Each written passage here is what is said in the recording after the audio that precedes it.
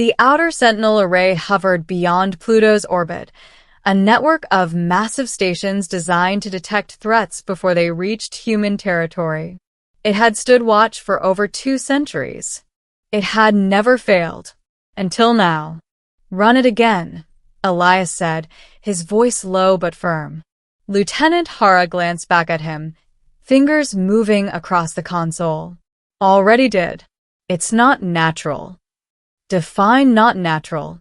She hesitated. "It's structured." The word hung in the air like a loaded weapon. Structured signals meant intelligence. And intelligence meant one thing. They were no longer alone. Within hours, the signal was escalated to Earth Command.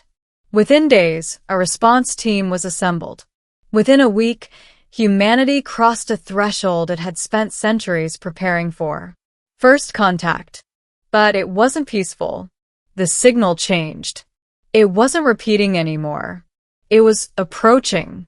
Deep space telescopes locked onto the source.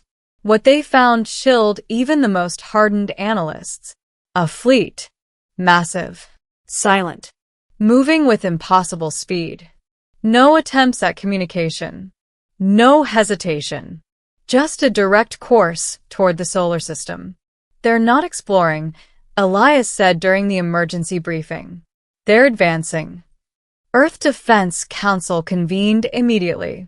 Diplomacy protocols were prepared, messages encoded in every known mathematical and linguistic format. They sent greetings, warnings, offers. Silence answered them all. Then the fleet crossed the Kuiper line. That invisible boundary, long agreed upon by human command, marked the edge of sovereign territory. A line no unknown force had ever crossed. Until now. "They crossed it," Hara whispered, staring at the feed. Elias didn't respond right away. His eyes were locked on the display, watching the alien vessels glide forward like shadows swallowing light. Finally, he spoke. "Then it's war." Middle, fire across the void. Humanity did not panic. Humanity prepared. Within hours, the entire solar defense network activated. Orbital cannons rotated into position. Fighter wings launched from Mars, Titan, and Luna. The great warships, long dormant, powered up one by one. Among them was the Resolute Dawn, Elias's ship. It wasn't the largest vessel in the fleet, but it was among the most advanced. And it carried something no alien force could anticipate. Human will. Status. Elias demanded as he stepped onto the command deck. "Fleet mobilized," Hara replied. "We're forming a defensive line at Jupiter." Jupiter, the shield of the inner system. If the enemy broke through there, Earth would be next. "Any response to our transmissions?" "Nothing." Elias nodded grimly. "They're not here to talk." The first engagement began 3 days later. The alien fleet didn't slow, didn't scatter, didn't react. They advanced straight into the defensive line as if human forces didn't exist. "Fire," Elias ordered. The void exploded. Railguns thundered. Plasma lances tore through darkness. Missiles streaked like burning stars. For a moment, it looked like humanity might win. Then the enemy responded. It wasn't like anything they had ever seen.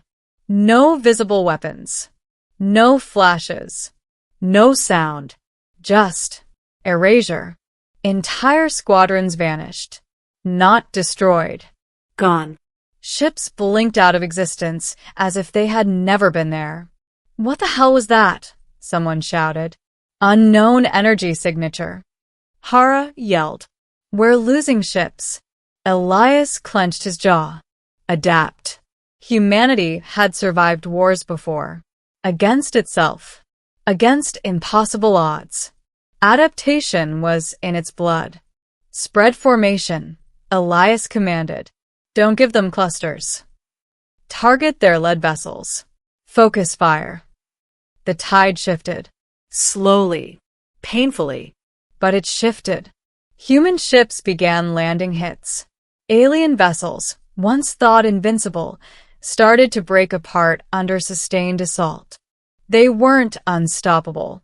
They just weren't used to resistance. And that was their mistake. Hours turned into days. The battlefield stretched across millions of kilometers. Jupiter's orbit became a graveyard of drifting wreckage and dying stars. "We're holding," Hara said, exhaustion in her voice. "For now," Elias replied. But deep down, he knew the truth. They weren't winning. They were surviving. Barely. Then, everything changed. A new signal emerged. Not from the enemy. From within their own fleet. A distress call. "Source?" Elias asked. Hara's face went pale. "It's the Aegis Prime." The Aegis Prime was humanity's strongest warship. A fortress. A symbol. If it was in trouble, put it on screen. The image flickered to life. What they saw silenced the entire bridge. The Aegis Prime wasn't destroyed.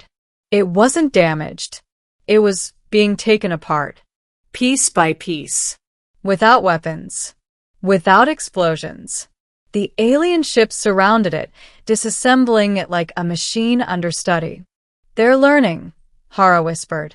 Elias felt a cold realization settle in his chest. This wasn't an invasion. It was an experiment. And humanity was the subject. "They crossed the line," he said quietly. "And now they're dissecting us." For the first time since the war began, Elias felt fear. Turning point. Humanity's Answer the Council transmitted new orders. Classified. Unprecedented. Final. Elias read them once. Then again. "Sir?" Hara asked. "What is it?" He looked up.